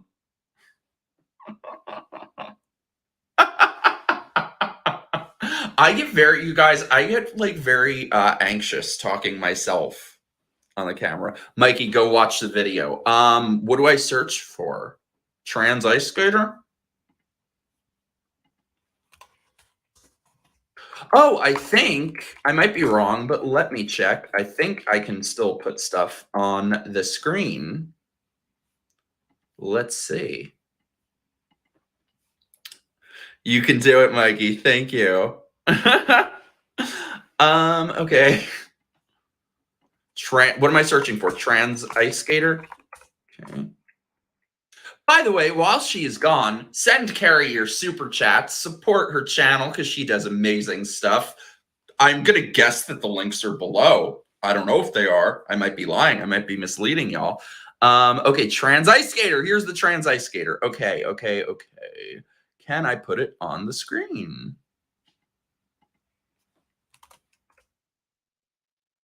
Let me see. Present.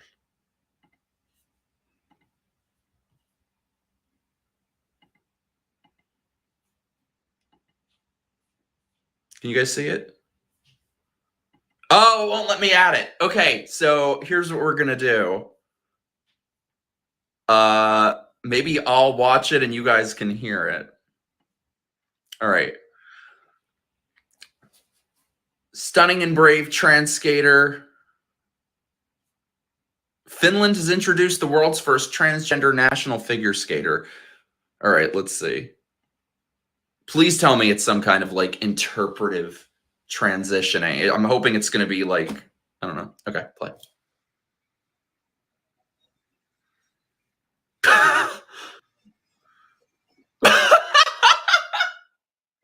Okay, so for you guys who didn't say this person can't ice skate, they're crawling. I was right.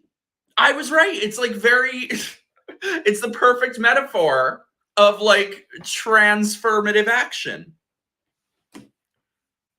Hopefully Mike found the right one and not a porno by accident. Yeah, people kept sending me that. I hadn't seen it yet though. Tanya, hard thing. I hope Keri didn't freeze into a block of ice. What other things do we need to look into?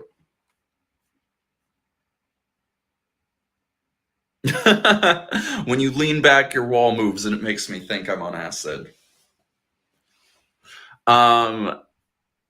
Hey! Yeah. You did a great job. Thank I don't know you. about that. Thank you. That's how you know when you're like, okay, I'm getting more comfortable with this thing, podcasting, whatever. I can just wing it. I get anxious when I'm the only one. Oh, me too. Did you warm up? No, but it's pretty warm here with this space heater and stuff. My internet went out, guys. Sorry about that. Thank you, Mikey. Did you watch the I only saw part of it. Did you watch the ice skating? Show it to everyone because it's amazing. It's so funny because I was saying, I'm like, I hope it's some sort of interpretive dance about, transitioning. And I'm like, actually, it's the perfect metaphor because this ice skater, it's transformative action. And this is what it results in. Okay, here we go. Here's what Jack Posobiec says about it. He says, breaking, Finland has introduced the world's first transgender national figure skater. They fall down in the first 45 seconds and no one is allowed to act like anything at all happened. Here we go. Ajatuksen lähteä toteuttamaan lapsuuden haaveita ja alkaa luistella naismoodissa, vaikka syntyperäisin olenkin mies. Ja sieltä on niin kuin 9 vuotta aikaa, eli siihen 9 vuoteen sisältyy aika paljon. Eli jo sitä, että pysyy pystyssä 2 jalalla, pysyy pystyssä 1 jalalla ja sen jälkeen rupeaa niin kuin uskaltamaan tehdä jotakin siellä jäällä. Niin sitten alkaa pikkuhiljaa kisaamaan ja esiintymään näytöksissä ja niin edelleen. Että sanotaan, että aika kivaa uraa on ollut, mutta tietysti korona tuli vähän sitten väliin, että se sitten sotki kuviota. Mutta Is this person even an ice skater? No, that's what I was going to say. Like, it's not even falling. It's like how he's so gingerly moving. He looks like a fucking linebacker walking on the ice. It's like Harrison Bergeron. I saw somebody say this, and it's so true. Somebody was replying to Libby Evans about this. it's like in Harrison Bergeron, which is a great short story by Kurt Vonnegut. You can read it online for free. It's short. And it's basically this future that leftists want where everyone is handicapped so that everyone is equal and no one is better than anyone else. So all the beautiful people have to wear bags over their faces, and the ballet dancers, the good dancers, have to wear weights on their legs. So they're terrible, just like the mediocre, like this ice skater, and the mediocre are pushed to the top. So that That's literally the world we're living in right now. Yeah. With SAT scores, with college admissions, what they're doing to Asians. That's literally what's happening. Yep. Stop Asian hate. Stop Asian hate. Leah, we love you. Bye, Leah. I want to give an update on the yarn, the scarves and stuff, all the beautiful gifts. So two mamas and some yarn, two sisters and some yarn. I said two mamas and some yarn. She updated me. I had forgotten who made this beautiful dolly scarf. This was made by Tabitha from Murder Knits. And Tabitha, this is absolutely gorgeous. I love my dolly scarf. I did not forget the name of it. I just forgot briefly who made this one because it was saved in my old email. But look at this. It's gorgeous. Oh, wow. Thank you very much, Tabitha from Murder Knits. Okay. And look at my made by Liz. You put it on. Yeah, you can kind of make it out even with this. It's like a green screen. If you wanted your head to disappear, you could just put that on. It disappears. It does disappear when I use a green screen, so I feel like I can never really wear it on camera. Well, thank you for hanging out with me. Thank you, all the knitters in the chat. Thank you for the beautiful gifts. I really, I just really appreciate them, and I try to be what they call I've heard the word knit worthy, which means wear the gifts a lot. And today I just said, what the heck not, put them all on because it's so cold here. But hey, look, Tracy says so many knitters. I'm just learning and I love it. Look, I'm a remedial knitter and they let me hang out. So welcome. They're very welcoming. If you haven't yet, you should check out the Politically Incorrect Knitters channel. There's a lot of great knitters there. You should also check out Blocked Magazine and United Kingdom. There's a lot of United Kingdom. Yeah, United Kingdom. You got to talk with him. Have you talked with him, Neil James? No, I was on Politically Incorrect Knitters, but he wasn't on that day. And then here's a link to the yarn that's named for Mikey, the one that you're wearing. I love it so much. It's called the Fame Whore. I love it. Yeah. It's crazy. Like, they did such a good job. It looks exactly like that. Yeah. She dyed it. She's a great dyer. I think she dyed some of the yarn that I'm wearing. I'm not sure which one, but yeah. But I never knew any knitters, so I had no clue. I had no clue that knitters were like the coolest people. Oh yeah, they've been fighting these. Sorry, I used the hard R. Woke people for a while. The hard T. All my knitters. You know what? I learned about. I think it was in Blocked Magazine. He was talking about these knitters, these women with needles, these crafters during the French Revolution, who were like SJWs. They were some of the most bloodthirsty in the revolution. And they would knit these, kind of like the pink pussy hat, they would knit these red hats and give it to all the resistance, like all the woke kind of resistance. There's a lot of parallels there. So there's these based knitter warriors, but there's also a lot of the woke ones who are out there, trying to push bad, evil ideology and push it in the knitting world. And so these ladies have really toughened up, I think, having been through many of these cancellations and wars. So anyway, it's been fun hanging out. Is there anything else on your mind? That was it. I wanted to get through the Twitter Files Part 11 and just hang out with you and have fun. It's cold. I'm like, let's just have a good time. Yeah. I haven't seen you. We haven't actually gotten to hang out in person since like October. Yeah, it's been a while. I know. We need to find an excuse to. Well, I was gonna say, if you guys, that's the name of the hat. Wow. It's official hat of the French Revolution. Yes, if you guys feel so inclined, subscribe to my YouTube channel because I'm finally doing regular shows. I'm doing weekly shows. They're called Microaggressed. Keri needs to come on soon. I just did one last night with Kieran. I've been having a lot of great people, sort of just fun hangout. We're going to be doing like squad stream soon. We got to do. Here, I will definitely come on. There's a link to Mikey's YouTube if you're not already subscribed. It's Mike Harlow. Got that up on screen. Andrew Joyner, thank you for the super chat. 5 lira. He says good night. It's pounds. I know it's pounds. I keep waiting for somebody to cut some bad actor to cut all the times I've said lira together and be like, what an idiot. I'm shocked that hasn't happened. Yeah. You can't use sarcasm anymore. Be silly because people will cut it together out of You've context. always said that. Yeah. Somebody yeah, though, says I'm excited for some videos I'm working on. I'm doing I don't know if you guys saw it was making its rounds on Twitter, this video of a non-binary puppet show for toddlers in like a preschool.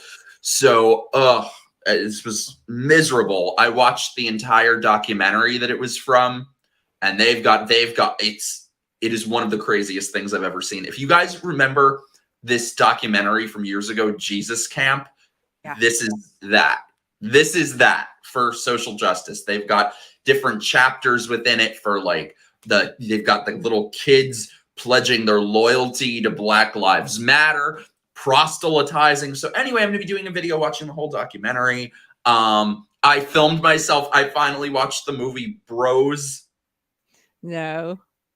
And I filmed it, so that'll be a video. And I'm also working on I'm doing this whole like analysis of woke media, and like it's going to be called like what makes a movie woke, and comparing it to like the non-woke counterparts and stuff. So it's my goal this year to go full time with making content, making like at least 10 times as much stuff as I have before. So follow me, subscribe to my stuff. Follow Mikey, guys. I'm very excited for that stuff. I'm going to show, since you brought it up, I haven't shown it. I talked about it online a bit, but I haven't shown this on Kerfefe Break. This is just a clip from that puppet show that you're talking about.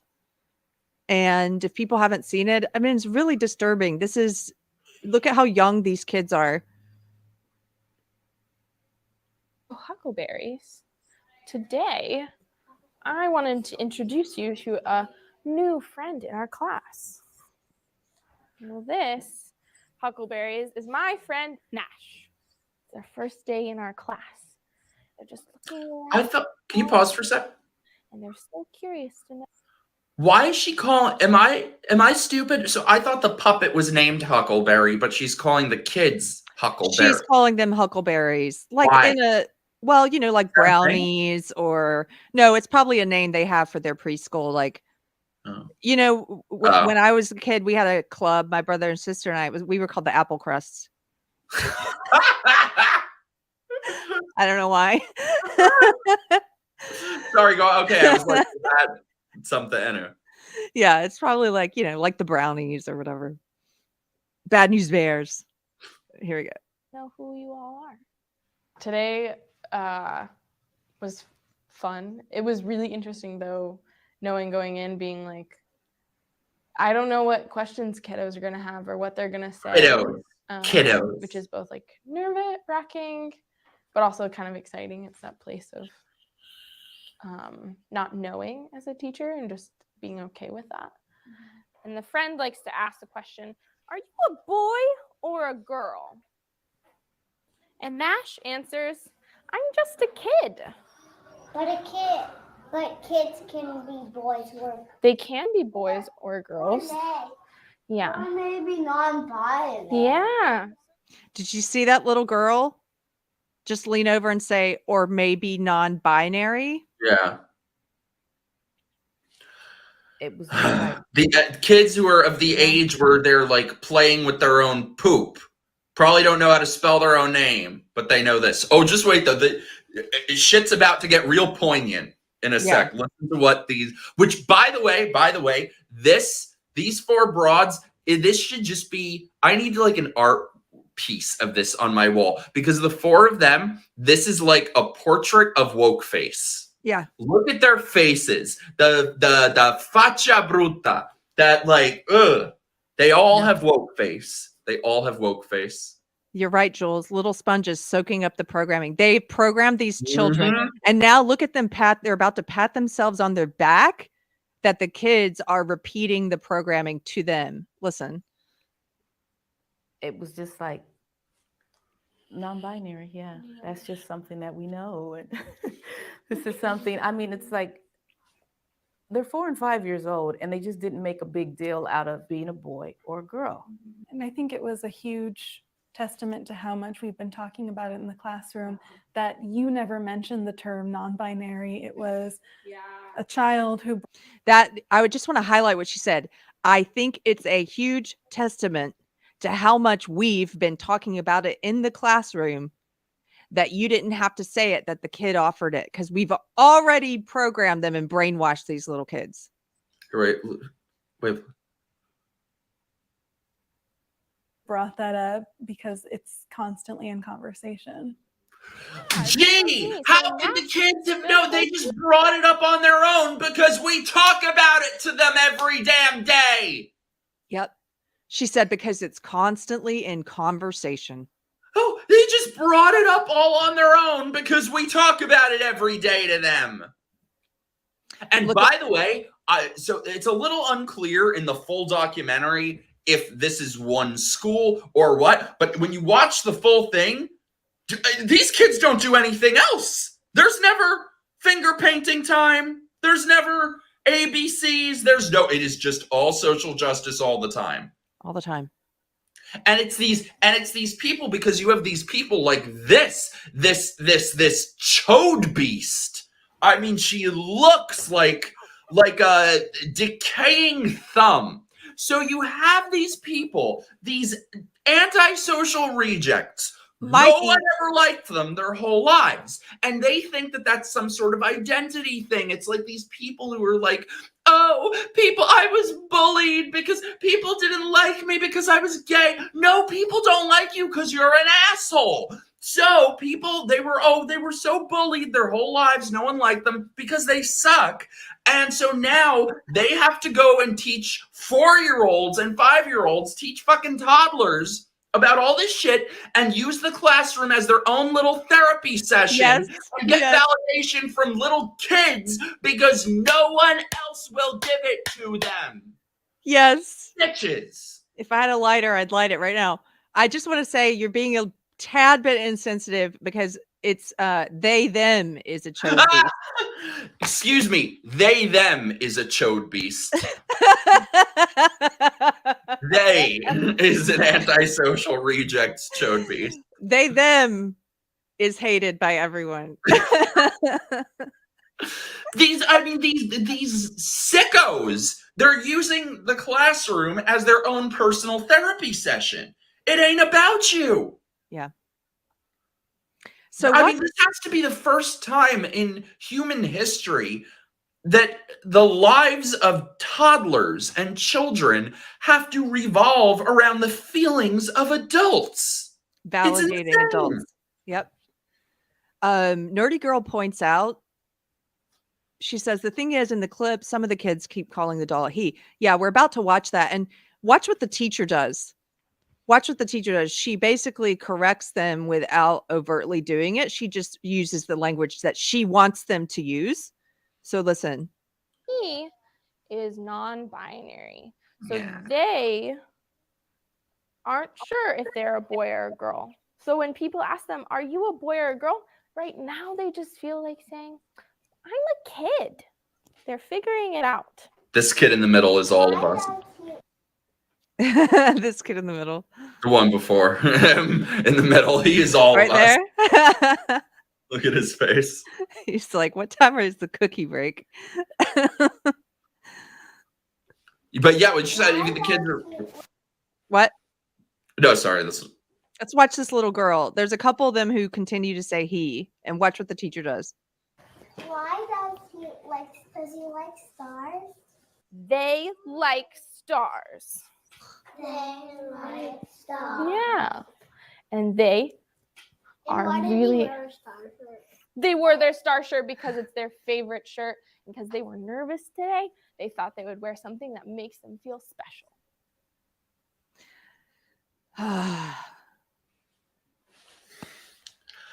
It's almost as if even toddlers can recognize secondary sex characteristics. Yeah. It's almost as If if kids are so young that they're asking, why does he like stars? Then they're too young to know this shit. And the thing that chaps my ass more than anything is this magical thinking nonsense being taught to kids as though it's settled and accepted, and it's not highly contested in society. Yeah. They and thems. Like, I completely reject this being taught to kids as though it's fact, because it's not. It is a crock of shit.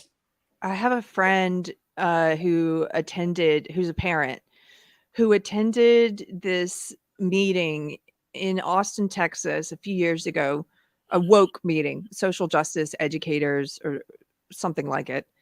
And they were basically admitting openly in the meeting, they were basically saying, you know, how do we get this ideology? They didn't call it ideology, but how do we get this into preschool and kindergarten? Because research shows that if you can get this stuff in front of the children by the age of 4, I mean, they know it. They openly say it. They speak the quiet part out loud. If we can indoctrinate them by the age of 4, then we've got them. It's so sick. It is so sick. Can you imagine if we were taught this shit as kids? Be so messed up. And this is the problem. Here's the thing. This is the problem with this whole issue. It is a very, very difficult one to legislate. You know, I mean, I'd support whatever might help, but I don't think it's an issue that you can legislate away, because it's the parents who are driving this. It's the parents who are allowing this and not doing anything. If you look at all these drag shows, who brought the kids there? So it's like you can do whatever you want to say, oh, they're not going to have them, whatever, but it's still the parents bringing them there. I think And that I think that makes this a much tougher issue. Can you imagine? Go ahead. Can you imagine? When I was watching this documentary, I was just thinking about when my godfather was like this big, tough Italian guy, Frankie. He worked in construction. What's that mean? He worked in construction. Oh, okay. It took me a second. So when I was a little kid, I think I was in kindergarten, I was staying at my godparents' house one time, and we got a homework assignment to write a thing about how can one tree learn to love another tree. And Frankie came into class with me the next day and ripped the teacher a new asshole. He was like, what is this shit you're teaching these kids? How the fuck is a tree supposed to love a tree? You crazy broad. And we didn't have to do the homework assignment then. So I think all these parents need to be a lot more like Frankie. That's the problem. That's the problem, is all of those men of that type, of that generation, are gone. And it's like there are no more people like that. Well, and if you march go into the classroom and say, you're not going to be teaching my kid this shit. Right. A lot of these kids, okay, so I'm in a bunch of the groups for parents of quote unquote trans kids. And these are cults. There's tens of thousands of parents in there. If they don't go along with the orthodoxy, they're booted out. They're basically taught it's very much like a cult. You must do this. You must immediately start using the pronouns. You must immediately start transitioning and validate. And there's so many problems in these groups. And one of the things I've noticed, just like when you look at mass shooting, you try to see what are some of the common threads or factors. A lot of these kids whose parents are in these groups, it's women who are in the group, the mothers. The fathers are either absent, they complain a lot about their exes, or their exes not being supportive, or they have these pushover male feminists, pansy ass leftist husbands who just kind of go along with whatever the domineering toxic wife wants. And that's a dynamic that I keep seeing over and over. And if you look at some of these pictures of these drag drag for kid events where you've got adult performers doing adult performances for children. Drag is an adult performance, okay? It's no different than, it's like stripping or burlesque. You don't bring kids to that. If you look at the parents who are bringing their kids, it's women. It's mostly women, not a father to be seen in sight. And so it's funny to bring this full circle, but I was just thinking about, at the very beginning, I was talking about how I was reading a lot about these mass shootings, right? And what are some of the common factors? I think if we think things are bad now, fast forward 20 years, there's going to be a lot of kids who grew up in these kind of households where there's no objective truth, there's no boundaries. Everything I say is validated by my toxic mom. And there's going to be a lot of kids who go wrong, who go bad. And they're still going to be saying, well, it must be the guns and the racism. Let's get rid of that. No, it's the problem in the home. The call is coming from inside the house. Like, that's so true. And it's interesting because if you look at these teachers here, not just in that clip, but in this entire 2-hour documentary, they show all these different teachers. They are all female except one. There's one male who is, his role in it is that he's wearing skirts and teaches the kids all about how he's wearing skirts. And he's, I don't even want to say he's gay. He isn't gay. He's rhymes with bag. I don't want to get your channel struck, but like, I'm sorry. Like, this guy is just, teaching the kids how to make skirts for him. So it's like, basically all women. So it's like, so many kids don't grow up with a father not in the home. And then I think it's something like 80% of elementary school teachers are female. And then the only men that they're seeing aren't men. Yeah. And people would get pissed at me saying that, but it's not because he's gay. It's because of what he's doing. It's because of his actions. It's because of who he is. Because it's not like they have a gay teacher like me or like Daniel Delafay or Brentley or someone. No, it's these like very feminized, very ideological. I'm trying not to use slurs. I don't want to get you yeah. but it's difficult. Imposing all their shit on these kids. It's insane. It's insane. It's a specific kind of, it's just like when they, there's only one kind of trans person that they elevate. Mm-hmm. And it's someone who speaks the ideology. I want to show you something since you're talking about men in skirts. I saw this picture on Twitter. Who is this? Is this Robert Pattinson? No. Who is that? It looks like him. Oh my God, it does look like him. I didn't think he was like that though. Well, what an idiot. I thought that was just a model.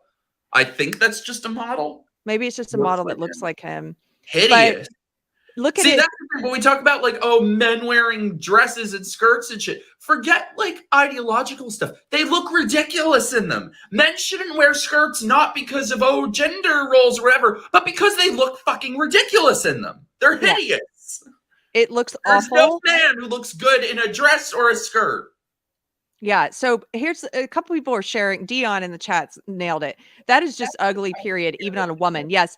It's almost that they're so lazy now. They're just like, it would be, he's at some kind of red carpet event. Dior is in the background. They're like, it'd be revolutionary and so cutting edge and so brave and bold is to wear a skirt. And then they put this hideous outfit on him. None of this goes together. This is nobody wearing this. Not even a woman would look good. It's terrible. Black, but they're brown, lazy. And blue. Yeah, and it's not form fitting, and it's like a bomber jacket with a glitter skirt, and then these ugly rain boots with heel. Look at those socks pulled up to the knees.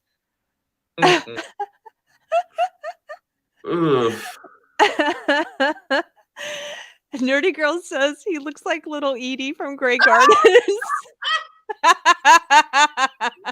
Nerdy Girl. By the way, Nerdy Girl, I've seen you in my channel. Thank you so much for watching. This is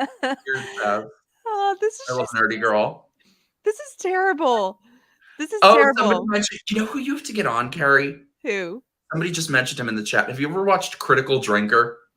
Oh yeah, I've got him on a list of people I want to talk to. Oh, I think he might be like one of my favorite YouTube channels. I love him. I definitely want to talk to him. If he will make fun of outfits like this with me, I'll be happy. This is just, again, this is terrible. And You know what? I didn't learn really how to dress until my 30s because I just didn't have the kind of mom that would teach you. You And didn't know so me until then. I didn't know you know that. Actually, I had a lady when I was executive producing a TV show. It was a woke show called Totally Biased with W. Kamau Bell, and it was on FX. We had a stylist for the show, and she very kindly gave a free consultation to some of the women behind the scenes. She gave me a consultation and she helped me a lot because that wasn't my specialty, but she told me a lot of things like, don't do this, don't do that. She would look at this. I'm just thinking of her right now. She would rip this apart. This is not a good look for anyone. Definitely not a man. It is. Yeah. Ugh. Well, and that's the thing with all of these things, with whether it's this stuff, whether it's the skirts, whether it's the drag queen story time, all of this, it's not even about what's wrong with it by itself or at face value. It's that all of this is being used as a delivery system for an ideology. It is all being used as recruitment to get them into the cults. Yes. It's just pushing this belief system visually and with as many impressions as possible on your children. All of these things, the drag queen story time, the fashion, all of it, it's the syringe, not the poison. It's the syringe that's being used to deliver the poison to all of us. Couple of super chats. Andrew Joyner for £5. Thank you, sir. Says, rape and murder aside, corrupting innocence of children is the worst thing you can do. It is. If you lead one of these little ones astray, it would be better that, what is it? A millstone is tied around your ankle and you're thrown into the sea. That's what Jesus said. Yarn Witch, $5. Thank you, lady. Says, awesome show today. Love you both. Well, I love you. Oh, I I like love your little you. icon. Thank you so much. And Surly Unicorn here, pimping the channel, says, for the price of a cup of coffee a day, you can give freezing knitters like Keri a chance to own a space heater. I've got a space heater. I need a new one. Mine is too noisy to have in here. Anthony's very concerned that if I leave one on accidentally and I'm going to burn the house down. So I have to make sure I turn it off and unplug it every time They have safety functions, though. They do, but still, that would be just my luck. So, oh man, eventually we are currently working. If you guys follow, I like to share pictures of our progress sometimes. A lot of the progress though is not picture worthy because it's kind of boring. It's all the ugly parts of renovating. Like my husband and my friend Tina, our housemate Tina, they cleaned out the whole attic, and it's like, you don't want to take a picture of collecting all this debris, trash bags full of debris so we can insulate up there, right? But that took them 2 days already, and they're not quite done. But then when we get to a phase where it's picture worthy and we've got some major beautification happening, that's when I like to show people. So just so you know, the ugly work that's going on right now, we're currently working on the master bedroom and closet, and my husband has been sanding everything. The floors, the walls are shiplap, and then all the trim. And yeah, next we have we're going to stain and finish the floor, and then we're going to start painting the trim, put up some sheetrock. It's a lot of stuff. He's learning a lot more than I am. I'm learning a little bit, but you should make it a documentary. You're so good at this stuff. Whenever I move to Florida, you need to come decorate for me, because I love decorating. I suck at that. I did not get the gay gene for interior decorating. I got it for cute outfits. I got it for enjoying a show tune or two. And that's about it. Decorating. For decorating. No, I don't even have nice china patterns. I just basically go with old things rule. So and the better the deal, if you can find a good deal, I go to a lot of junk shops, because if it makes it into the fancy antique shops, it's usually way too much money. Or Facebook Marketplace is great because it's before it makes it to the antique shops. And then you find some old pieces that you really like, and you just build everything around those pieces. And I have no formal training. I have been called tacky by critics. But no way. But the people who like my style really seem to like it. So, hey, I'm doing something right. It looks amazing. Thank you. I really am happy with we love our music parlor. We still have to finish the floors, but that room is just it's so nice hanging out in there. And let me tell you, living with a pianist, I feel like kind of greedy, like incredibly blessed, because you wake up in the morning, come downstairs, and your husband's just like playing classical pieces on the piano. It's like, what life is this? This is beautiful, you know. Just have my coffee with this piano in the background. And sometimes I'll say, this song is in my head. Like the other day I woke up, I always wake up with a song in my head. The other day it was the song Jackie Wilson, Of course you do. Lonely Teardrops. You know that song? And he was like, I said, oh, I got this song stuck in my head. And he just starts playing it. like he could just play whatever. I wake up with a song in my heart. That is the most Keri thing I've ever heard. I do. Somebody said, I will never forget, I saw somebody say on Twitter once when I posted a picture of us together or something, somebody said, Keri was created in a lab to be everything you could ever want a friend to be. And that is so damn true. Those are the truest words I've ever heard. What a nice compliment. Thank you, anonymous Twitter person. Thank you, Mikey. I was at Keri's the new house before they started working on it, and it was beautiful then, even before you did anything. Mhm. Oh, your kitchen. Oh, it's my dream kitchen. I can't wait to like come there when you guys do everything and cook for you. That's going to be great. I think that probably that room we're going to do after the bedroom, and we keep moving things around because, well, we had a budget when we moved here, like some money I made from selling my house, and we've hit the end of our budget. So now we're just doing things that we can do ourselves until we save up money for the next. So we have to save up a little, then we'll do the kitchen.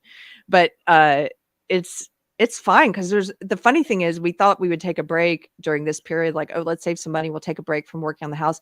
But then it turns out there's a lot we can do on our own. So we actually are not taking a break at all. Like, I mean, anytime he's not playing music, he's sanding lately. So I love you guys.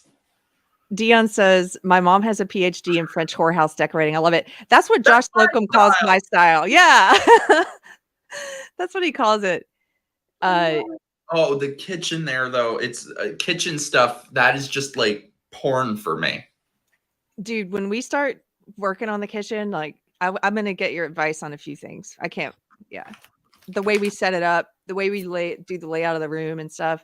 That room's going to be trickier because we have a weird kind of angular wall. We have to do a custom cabinet build maybe there, but gas stove.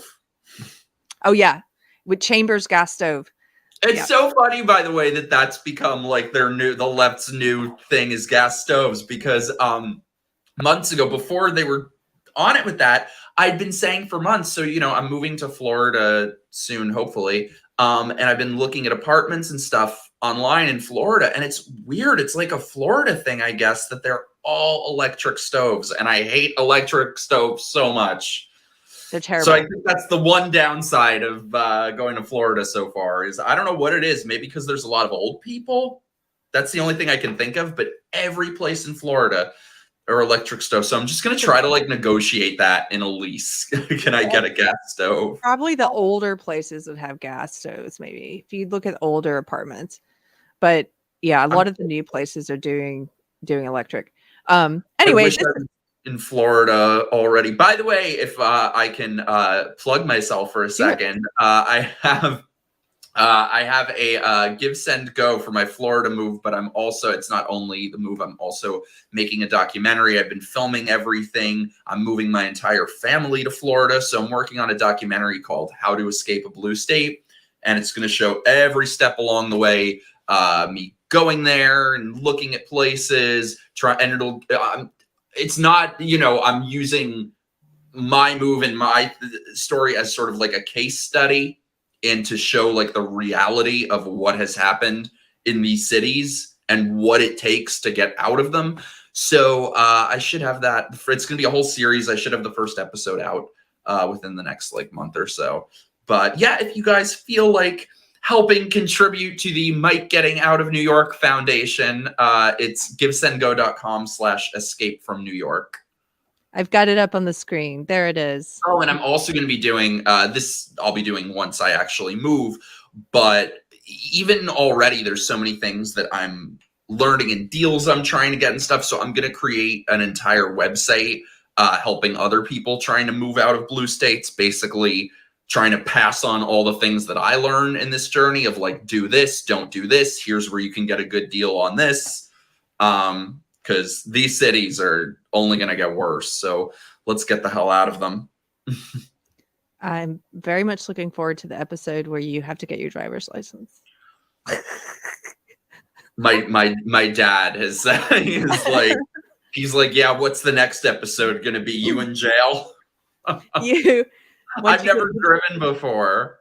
Mikey, it's time. All you New Yorkers, man. Well, the only time I drove for like 10 minutes when I went to your wedding in Texas. Yeah. That's the only time I've ever driven. You got to learn how to drive, and then you got to get a truck, because you know when the end of the world comes, you don't want to be stuck in some little car low to the ground. Yeah. Well, I got to figure out a plan B, because what's crazy is from New York to Florida, just a U-Haul, just like a normal sized U-Haul is like $6,000-$7,000 that's without gas, just on its own. So no, downsizing quite a bit. Yeah. We'll find a better, it's more expensive to come to take a U-Haul to Florida or Texas than it is to leave. That's because everyone's trying to get out of here. Right. In fact, you can get it for a fraction of the cost if you're going the other direction. Yeah. See, that's what I'm hoping to accomplish with the website I'm going to build out, is like, here's where you can get deals on stuff here, because it's really hard. Like, maybe it's just because I've lived here all my life, like after a lifetime anywhere, but it is so much harder than I thought it was going to be getting out of here, but I'm determined. Well, good luck. Everybody go follow Mikey. Cheeky Mare put the links up, and where is it? I had it on screen, but I think I lost it. But there's the Give, Send, Go if you want to contribute. And thank you guys for hanging out with us today. Thank you, Mikey, for hanging out, being a guest host.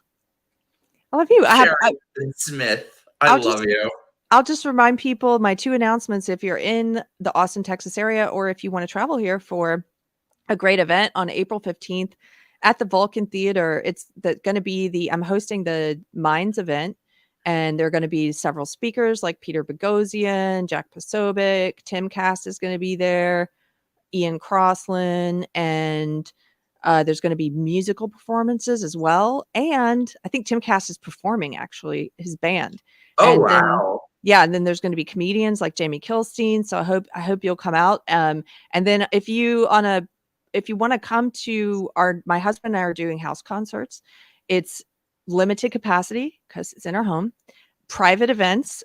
We don't put the link publicly, but if you're a deprogrammed member, you don't have to, that word means like YouTube member. That's not what I mean. If you watch Deprogram and you're a fan and you want to come, just email me at deprogrampod@gmail.com. Let me know who you are, and I'll give you the link. The next one is February 11th and 12th. We're sold out on the 11th already, but we just put tickets on sale for the 12th.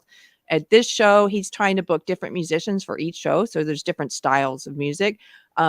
This month for the February one, we have his friend from Germany, who's an excellent musician. He does pedal steel and violin and guitar. We have 2 other violinists, viola, and my husband on piano, guitar. It's just going to be an amazing show. So if you want to come, let me know.